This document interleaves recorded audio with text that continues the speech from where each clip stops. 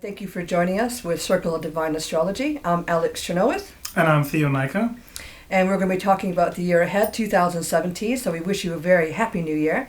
And we're just going to start off with a few general comments, and then we're going to break it down sign by sun sign. So. Yeah, and bear in mind that when you're looking at horoscopes, you want to basically look at the horoscope reading for your ascendant sign and also your moon sign or sun sign, and that will give you an overall picture of what your year is kind of going to look like. And it's a very general view, and we were talking before, like, we're not really into making predictions because we think you make your own future. So we're just giving you some advice about how to use the planetary influences to get the most out of 2017. The beginning of the year is always very important, and the beginning of the tropical year is the Aries Ingress chart, and that's when the sun moves into tropical Aries.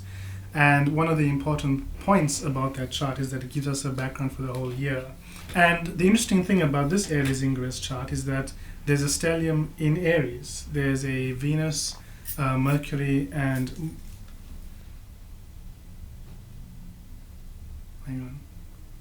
Sun. Om Guruve Namaha, Om Guruve Namaha, Om Guruve Namaha, Om Guruve Namaha, Om Guruve Namaha, Om Guruve Namaha, Om Guruve Namaha, Om Guruve Namaha, Om Guruve Namaha, Om Guruve Namaha, Om Guruve Namaha. Hello. Welcome once again to Jyotish, Circle of Divine Astrology, presenting predictions for 2017. And my name is Nina Ashby, and I'm joined today by my colleagues Ajose and Sonal Sachdeva. And we're going to be discussing, what's in store for you sign by sign. And I'm going to do a reading using the Kini deck, which is based on Eastern Tantric tradition. Again, giving predictions for 2017. So we'll be looking at where the planets actually fall, what houses that they're falling in your chart according to your zodiac sign, and we'll be giving you and sharing with you things, give you a heads up, things that you can be aware of. I think there's one thing that's really important to mention, that Saturn, on 26th of Jan, Saturn goes into Sagittarius, and it goes through the Mula Nakshatra. And it's at that karmic point, the Gandanta point, for about a month or so. At some point in the year, it does retrograde and comes back at the Gandanta point or the karmic point. And that's a really significant point. Mula is a very fierce nakshatra. And when Saturn goes over the nakshatra, we will see a lot of upheaval in world events, and it's probably already we've got the flavor of it with all the American politics and the fallout of Brexit and the European Union. So we'll probably see more of it, Yeah, well, Saturn is all about structures and government. Yes. And so we're really looking at some very significant shifts for the whole of the planet. And of course, it's going to affect you personally for wherever it falls in your chart, particularly if that point is hit. Do you know what degree it is? Yes, it's Saturn is at 0 degrees. It'll go through the Gandanta point. For Saturn begins literally the last 4 degrees approximately of Scorpio, and the first 2 to 3 degrees of Sagittarius. So can you explain, for those of us who don't know what Gandanta means, what is the translation in Sanskrit for that? Gandanta point is, Gandanta is literally a karmic knot. It's a do or die. You cannot go back. You have to, you have to stay there and resolve that situation. So whatever issues you may encounter by house or, whichever planet it touches, it's going to, you're going to find yourself like there is no way out. The other most important feature, I think, in that Aries Ingress chart is a Saturn-Moon partile conjunction at 27 degrees of Sagittarius. And even in Vedic astrology, that's in the nakshatra Mula, which is quite an explosive energy. And having Saturn moon conjunctions, I think even in natal charts, speaks to a lack of support, feeling unsupported, and a lack of comfort. Lack of comfort, yeah. And feeling hard times, feeling that life is difficult. Life is difficult. There's a lot of lessons to learn, and feeling oppressed maybe. Oppressed, and it in a positive way can propel people to want to connect with each other and their home and their homeland on a global scale. And the last time this happened, not the last time this happened, but one of the previous times this happened was in the sign of Cancer, in the year that World War II ended. And it was going through the United States, which it is again this year. And at that time, what happened shortly after World War II was that Franklin Delano Roosevelt passed away. And as a nation, America found themselves being in the loss of a very long time serving president. Our longest serving president. And he himself had Saturn moon issues because of his disability. Yes.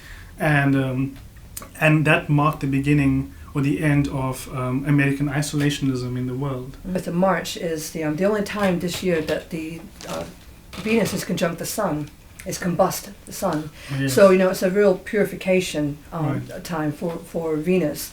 And Venus is about our relationships and how we relate to each other, not just on a personal relationship, but on a global manner. So I think that there's going to be some really good partnerships being made, and maybe some partnerships being broken off too around that time, and this year. And internationally, that could be a new form of trade agreements coming through. Yes. And those things happening means that people that are born between the 12th and the 22nd of a month, especially if they're Pisces, Gemini, Sagittarius and Virgo, are going to be resonating the energy in their life in some way about home and family and being supportive and being around for the people that matter in their life. And maybe circumstances are such that they cannot be there all the time.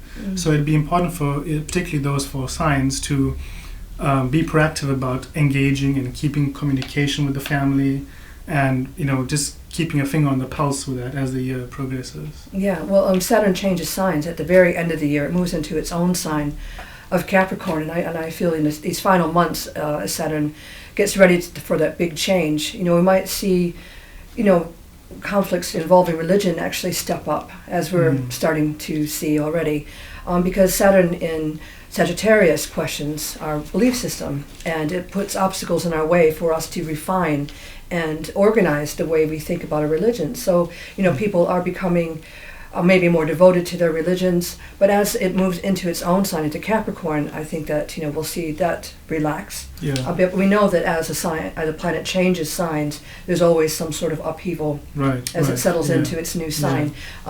England is a Capricorn country, and Saturn moving through its own sign, might bring some serious issues for England in terms of trade, in terms of finances, and business. And mutable eclipses happening in 2016, and the Saturn-Neptune squares that have been going on.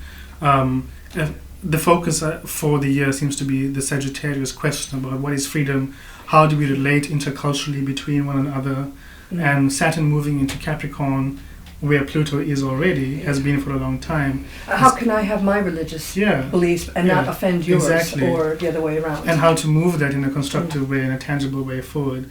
And it's a big question for governments, and I think for people to I think, even on an individual level. Now it's really time to talk about Aries, and what's up for Aries this year? And what's up for Aries? Busy. Okay, so for Aries, for the beginning of the year, first and foremost, Aries is ruled by Mars. So for the new year, your ruling planet is going to be in the 11th house. The 11th house is the house of gains, because it's the second from the 10th. So it's to do with gains and things that you gain in terms of from your work, finances and gains from your work. So there's going to be a lot of emphasis in and around that for 2017 for you. So perhaps maybe there's going to be a strong desire or strong push to be able to get more gains and aim for more gains, strive for more gains in terms of your goals because of the energy of Mars. The planet Jupiter is going to be in your 6th house, This is the house of enemies, it's the house of health, disease, and it's also the house of everyday work in terms of what you do and what you integrate. So Jupiter is the planet of expansion. So so do be careful not to overdo, because Jupiter can over expand. So sometimes you may overdo things. But Jupiter is also the planet of luck. He's the great guru. He's the great benefic. So you will get lots of beneficial and opportunities in and around work, and also to be watching your diet and your health. Also, as well as these particular areas of your life will expand. At some point in the year, Jupiter is going to change sign. Jupiter will move from Virgo into Libra. So if Jupiter moves into Libra, Jupiter will go into your 7th house at especially later on in the year, round about July, August time. It's going to move into your 7th house. 7th house is the house of relationships. So this is a time where Guru, Jupiter, moves into your 7th house, really starts to expand on the area of your relationships.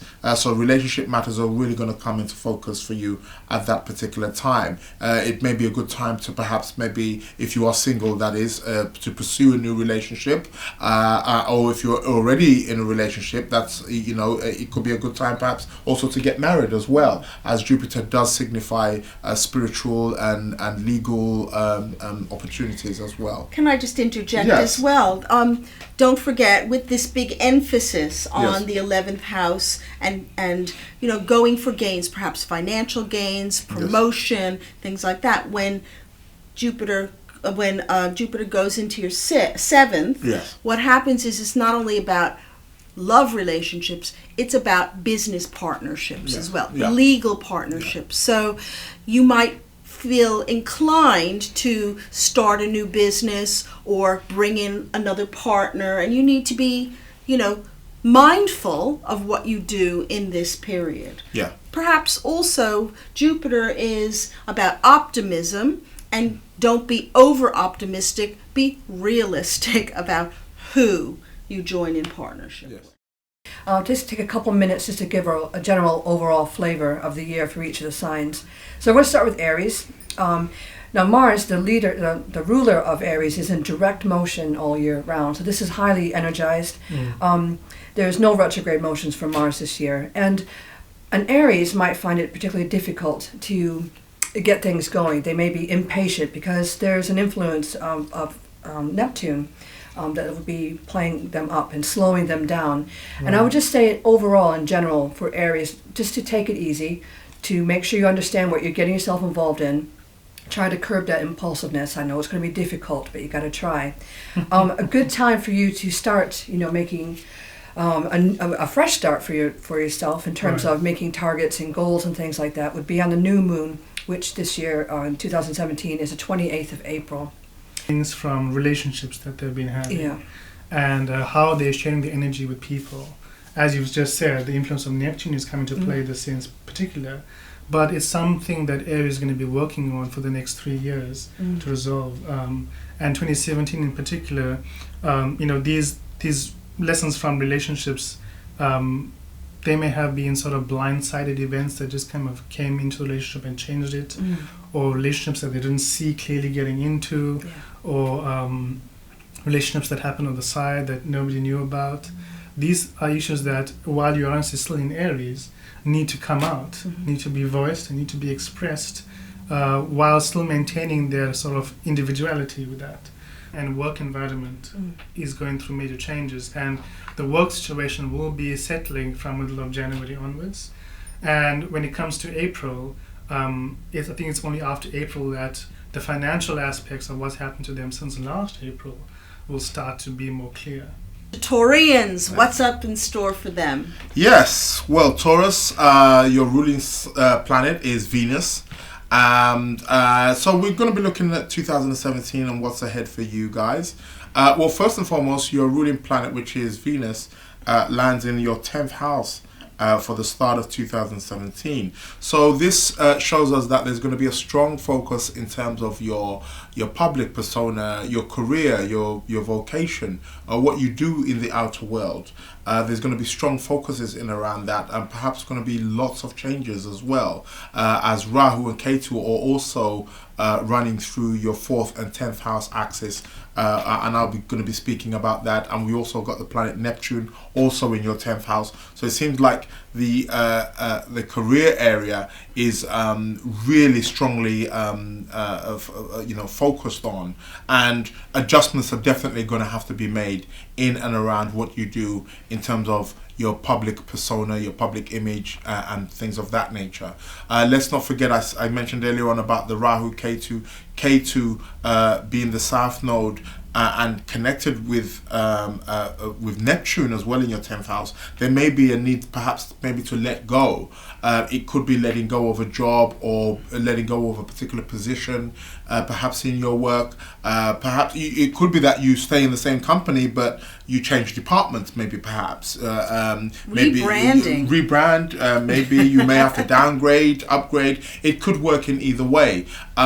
So do be very cautious in terms of what you feel that you may be hanging on to, that you feel is slipping out of your fingers. You've got to let go of that. And again, you've got to let go of that because of the Ketu and Neptune aspect. It's about letting go of something for a spiritual reason, because it's going to really be aiding your spiritual development in some way, shape or form. By letting go, you actually perhaps have been in a position where you didn't want to be, or you've been holding on to it for too long. It's time to move forward, time to move to what really inspires you now. Yes, certainly. And Rahu is going to be in your 4th house. And 4th house is the home. It's the place of happiness. It's connected with family. So again, we're seeing here a shift because during the year there is going to be a shift with Rahu and Ketu from your 4th and 10th house axis into your 3rd and 9th house.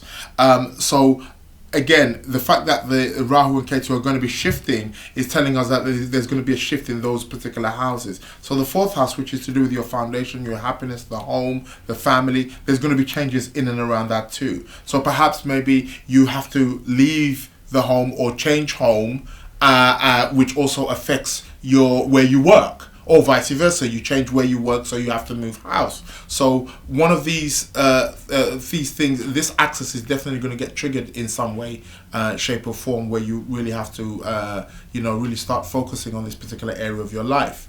Looking at Jupiter's in your 5th house. So, and again, at some point during the year, Jupiter will move from the 5th into the 6th. 5th house is really a place of play, and it's quite a fortunate house. It's very auspicious. It's the house of children, creativity, play, fun, and a number of these things. So Jupiter being in your 5th house through this year, through the last year, 2016, is showing you perhaps you've had a lot of fun, a lot of playtime, a lot of creativity, and now it's going to be moving into the 6th house at certain points during later of the year 2017. It's going to be time for work. Work is really going to be expanding. You're going to have to be looking after your health, your day-to-day routines, what all they're about as well is going to come into a strong focus. However, Jupiter is the planet of expansion. He is the guru, he is the advisor, so perhaps there's going to be lots of opportunities and gateways opening for you in regards of work and what you do on a day-to-day basis.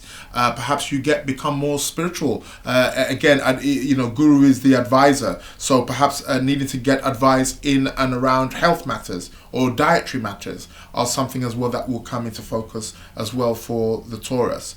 Looking at the planet Saturn is going to be in your 7th house, which is the house of relationships. And remember earlier on, Sonal did point out about Saturn moving through this strong karmic point at the end of Scorpio and at the beginning of Sagittarius. So it's going to be about relationship matters for you. And it's not necessarily intimate relationships, husband, wife, boyfriend, girlfriend. It can be business relationships as well, or people who you have a very strong one-to-one relationship with, or people who you're in contract with as well, because 7th house is also the house of contract matters. So Saturn being here is really going to be telling you, look, you need to pay attention. This is a particular area of your life where you really need to start taking serious here. Relationships could end, but they could also begin with this particular karmic point. It's all about how serious serious you're willing to take it, and bringing it into concrete, and being, not doing things halfway, dotting the I's and crossing the T's in all forms of relationship. At certain points of the year, Saturn will move into Sagittarius. When he does move into Sagittarius, he will go into your 8th house. So you now are going to have to be faced with your inner fears, your inner resources, how you connect with people, inheritance, tax. Again, it's the house of tax. When Saturn moves into your 8th house, you've got to be making sure that you're dotting the I's, crossing the T's in regards of tax. You don't want the tax people coming down on you and things of these kind of matters. So these are the things, again, that we have to, for the Tauruses, have to be watching out for the year 2017. So, on to Taurus. Now, Taurus, they're going to be focusing on business and, in particular, networking and branching out. Now, there needs to be a little bit of care and not going too overboard on this. You have to strike a nice little balance, between, finding new networks and new people to work with, and keeping the old ones, because I think the temptation will be just to, start branching out too quickly and spreading themselves a little bit too thin. I think what is maybe one of the reasons why they are not, or they should take the slow and steady approach, which is what they want them to do, is that for a long time they've been sort of carrying a lot on their shoulders, and I think the impetus to just shed it off and take on something new may be increasing as Uranus is going through the 12th house as well. Yes. They might have this feeling that they need to just take on something new, but not really sure what, and change is something they're not used to accepting as quickly. So this may have been something that's building up for a long time with them. What I do see is that from middle of January, these sort of new ideas and new avenues that they want to go into will start to manifest, and it's something that is linked to their partnerships as well. Yes. So they could see that their partners are also changing. Maybe they have a new job, or they have to travel to a new location as well, but the financial implications of their decisions are coming more into play. By the time we get into April, they will have a chance to reinvent themselves in terms of, and see themselves in new light in relation to all these changes. And towards the end of the year too, Saturn changes signs, that'll it'll give them a chance to set new targets and goals for themselves as well towards the December time, as Saturn changes into Capricorn. Yeah. So I sort of see them, and that would speak to them rising to positions of authority, credibility as the year ends. Yeah. And that makes sense, because I think from April to August, they're going to be dealing with integrating new changes in their work environment and their financial situation that's linked to that, and how that relates with their partnerships going forward. Yeah, because Venus goes retrograde in October through November, and so I think that's the time when they're going to be resolving relationship issues, or just having to go over the same ground over and over again, looking for that resolution. Right. They've been so needing. The Sun is conjunct Algol on the 18th. Algol is a particular interest of mine. It's the Medusa, and I just find it fascinating because there's almost always some sort of news link involving Algol, power-hungry people, or some sort of obsession going on that you'll pick up in the news. So that is on the 18th of May. We had the last great conjunction in 2000 was a Jupiter-Saturn conjunction at 22 degrees of Taurus, and that activated Algol for the next 20 years. So the whole role of Algol energy in this 20-year decade is to bring out events to change the world because of abuse of power, because of people in power, because of what does power mean for individuals, and how we're trying to own that in our lives. So it's definitely something.